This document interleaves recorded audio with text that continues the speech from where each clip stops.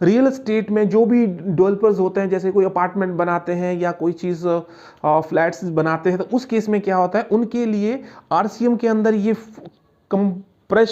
उसके ऊपर प्रेशर्स है कि आपको 80% का जो भी आप माल खरीदोगे वो आप लोग जो है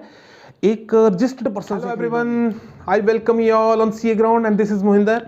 आज हम बात करते हैं रिवर्स चार्ज मैकेनिज्म के बारे में, एंड शॉर्टकट में आप इसको जो है आरसीएम भी बोलते हैं। जीएसटी में आपने ये टर्म बहुत बार सुना होगा, लेकिन आज हम लोग थोड़ा इसके बेसिक्स पे जाते हैं, ये क्या होता है। जैसे सर जीएसटी जो है आपके फॉरवर्ड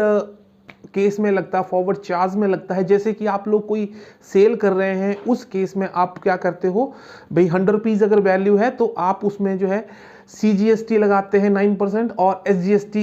लगाते हैं 9%। तो उस केस में आपको 18% की अगर गुड्स है तो उस केस में 118 रुपये का आप लोग जो है इनवॉइस जनरेट करते हैं। बट आरसीएम के अंदर क्या होता है, आप जो सर्विस दे रहे हो वो आपको देना नहीं होता है जीएसटी। ये जो जीएसटी देना होता है वो रिसीवर पे होता है। इसकी लाइबिलिटी जो होती है गवर्नमेंट को डिस्चार्ज करने की, वो रिसीवर ऑफ सर्विसेज और गुड्स, जो भी पर्सन गुड्स रिसीव करता है या जो सर्विस रिसीव करता है, उस केस में ये उसकी लाइबिलिटी बन जाती है कि सर आप जो है मुझे टैक्स दो, मुझे किस पर्सन ने सप्लाई करा है ये मुझे उससे लेना देना नहीं है। तो इसको हम लोग आरसीएम बोलते हैं या रिवर्स चार्ज जो है मैकेनिज्म है ये, ठीक है। इससे अगर हम शॉर्ट वर्ड्स में अगर कहें तो इस चीज़ को मतलब ये है कि गवर्नमेंट का पूरा पर्पज है कि मैक्सिमम लोग को जो है टैक्स के दायरे में लेके आना है, सो दैट कि कोई भी चीज़ जो है आपको बिना टैक्स के ना पहुंचे, ठीक है। अब इसके अंदर कौन कौन सी सर्विसेज हैं, माय डियर सर, इसके अंदर बहुत लंबी चौड़ी लिस्ट है, क्योंकि इस वाली वीडियो में उसके बारे में जो है हम लोग जो है क्लियर नहीं कर पाएंगे, क्योंकि बहुत लंबी चौड़ी, उसमें हम किसी दूसरे ओनली स्पेशली उसी वीडियो में हम डिस्कस करेंगे, जिसमें कि आपकी जो लिस्ट ऑफ गुड्स है और लिस्ट ऑफ सर्विसेज है जो रिवर्स चार्ज में कैलकुलेट होती हैं या जिसके ऊपर रिवर्स चार्ज जो है लगता है। यहाँ हम लोग सिर्फ इसके थोड़ा बेसिक से समझते हैं, और क्या क्या इसके रिलेटेड जो पॉइंट है वो सारे के सारे हम लोग पॉइंट डिस्कस करेंगे, ठीक है। रिवर्स चार्ज में जो भी गुड्स रिवर्स चार्ज के अंदर आती हैं या फिर सर्विसेज हो सकती हैं, वो सारी की सारी हम लोग जो है आरसीएम के अंदर उसको काउंट करते हैं, ठीक है। एक बहुत इंपॉर्टेंट पॉइंट कि अगर आप जो है किसी भी अनरजिस्टर्ड पर्सन से अगर आप जो है मटेरियल आप खरीद रहे हैं या सर्विसेज ले रहे हैं जो जीएसटी के अंदर नहीं है, तो उस केस में आपकी लाइबिलिटी बन जाती है कि आप जो है उसके बिहाफ पे सारी की सारी जो है फॉर्मेलिटी पूरी करो गवर्नमेंट की। इट मीन्स दैट उस जो पर्सन सर्विसेज दे रहा है या पर्सन जो सप्लाई कर रहा है उसको कोई जरूरत नहीं है, उसके पास ना तो जीएसटी नंबर है, लेकिन आप उससे माल खरीद रहे हो। लेकिन सर उस गवर्नमेंट का कहना यह है कि आप उससे माल खरीद रहे हो तो सर आप मेरे को टैक्स दो। उस केस में आप जो है उसको उससे जो है टैक्स जो है उसके बिहाफ पे दोगे, ठीक है। सेकंड पॉइंट ये आता है कि अगर अच्छा, इसके बाद अपने रियल एस्टेट्स के बारे में हम बात करते हैं। रियल एस्टेट के अंदर में क्या क्या इसका प्रोसीजर। रियल एस्टेट में जो भी डेवलपर्स होते हैं, जैसे कोई अपार्टमेंट बनाते हैं या कोई चीज़ फ्लैट्स बनाते हैं, तो उस केस में क्या होता है, उनके लिए आरसीएम के अंदर ये उसके ऊपर प्रेशर्स है कि आपको 80% का जो भी आप माल खरीदोगे वो आप लोग जो है एक रजिस्टर्ड पर्सन से खरीदोगे। अगर आप ऐसा नहीं करते हो तो पूरा का पूरा उसके ऊपर जो है आप मुझे 18% दोगे, या फिर इससे ज्यादा जो भी लॉ में मेंशन किया है। अब मैं आपको समझाता हूं। लेट्स से कि भाई पर्सन ने जो है 80% से कम जो है अपने रजिस्टर्ड पर्सन से खरीदा है, उस केस में क्या होगा, तो जो भी लेट्स से उसने 60% ही रजिस्टर्ड पर्सन से खरीदा, बाकी अनरजिस्टर्ड से, क्योंकि आप देखेंगे कॉन्ट्रैक्टर टाइप का जो है आपको इधर से लेबर उधर से पकड़ा, उधर से लिया, ये सारी की सारी चीजें उसमें रहती हैं, ठीक है। तो उस केस में क्या होता है कि आपको कि 80% से अगर आप कम जो है माल जो है आप उससे खरीदते हो जो कि आप अनरजिस्टर्ड पर्सन था, उस केस में जो भी शॉर्टफॉल होगा 80% का, तो उस केस में आप जो है मुझे 18% के हिसाब से जो है टैक्स दोगे। दूसरे केस में अगर कैपिटल गुड्स का है उसके ऊपर जो है वो नॉर्मल जो टैक्स होगा वो आपको देना पड़ेगा। और अगर सीमेंट भी अगर आपने किसी अनरजिस्टर्ड पर्सन से खरीदा है तो सर आपको 28% का जो है GST रिवर्स चार्ज में आपको जमा करवाना होगा। ये है इसके बारे में। उसके बाद कुछ और सर्विसेज हैं, जैसे कि ई कॉमर्स ऑपरेटर्स हैं। ई कॉमर्स ऑपरेटर्स जो हैं वो क्या होते हैं, हम देखो अगर एक एग्जांपल लेते हैं, एक लेट्स से एक उबर का एग्जांपल लेते हैं। कोई भी अगर आप ट्रांसपोर्टिंग की सर्विसेज जो है आप प्रोवाइड करवा रहे हो, तो उस केस में ये सारी की सारी जिम्मेदारी जो है जो भी ई कॉमर्स ऑपरेटर है उसकी जिम्मेदारी। ओला उबर की अगर मैं बात करूं, चाहे उसकी वो बाइक है, आजकल बाइक भी स्टार्ट कर दी उसने, या फिर टैक्सीज है, रेडियो टैक्सीज है, मोटर कैब्स है, ये सारी की सारी जो है ई कॉमर्स ऑपरेटर्स हैं। ये क्या करते हैं कि भाई आपको सर्विस प्रोवाइड करते हैं, लेकिन जब भी आप देखो टैक्सी में बैठे तो आपको थोड़ी लगता पता कि उसमें टैक्स दे रहा हूं मैं, या आपसे कोई बिल थोड़ी देते, आप सीधा बैठे और चल के अपने जो है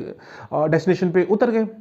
इन सच ए केस ये सारी की सारी लाइबिलिटी जो है उस कॉमर्स ऑपरेटर की बन जाती है कि आप जितना भी उसने सर्विस करा है उसके ऊपर मुझे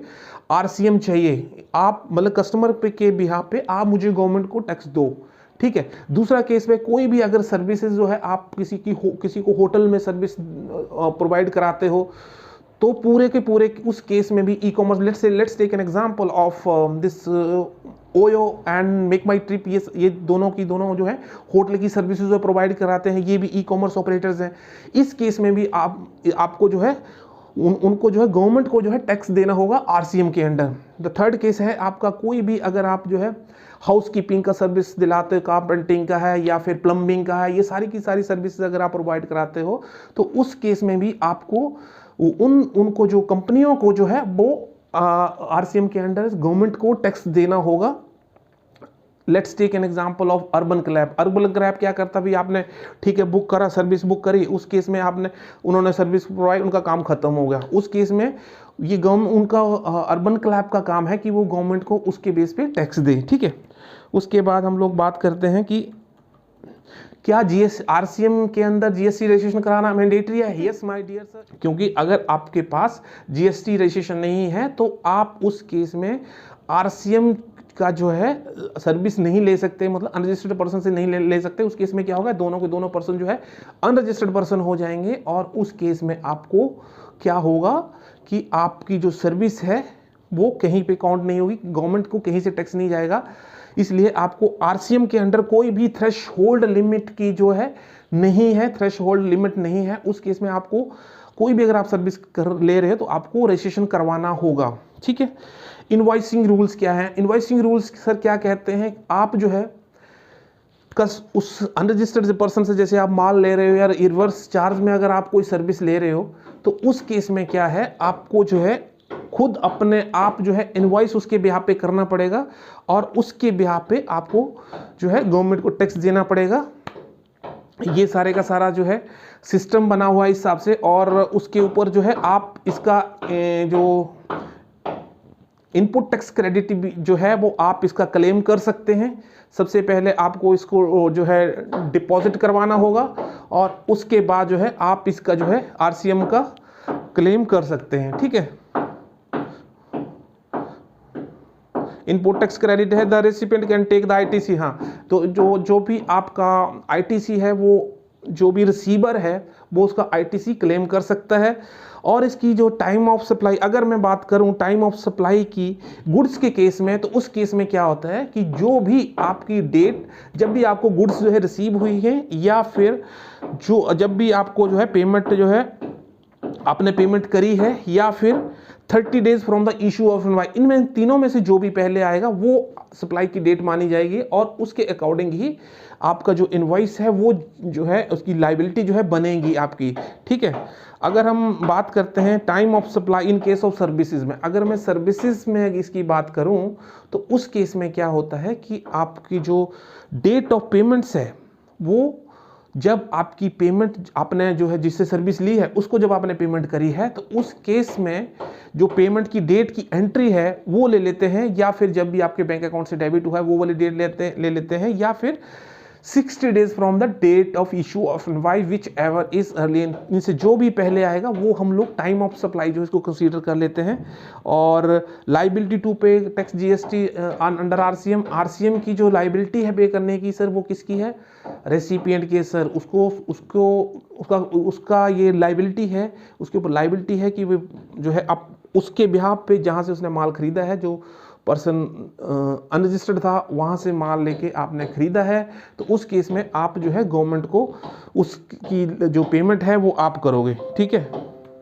तो ये था छोटा सा टॉपिक। आई होप कि आप लोगों को इसके बारे में थोड़ा सा क्लियर हुआ होगा। अगर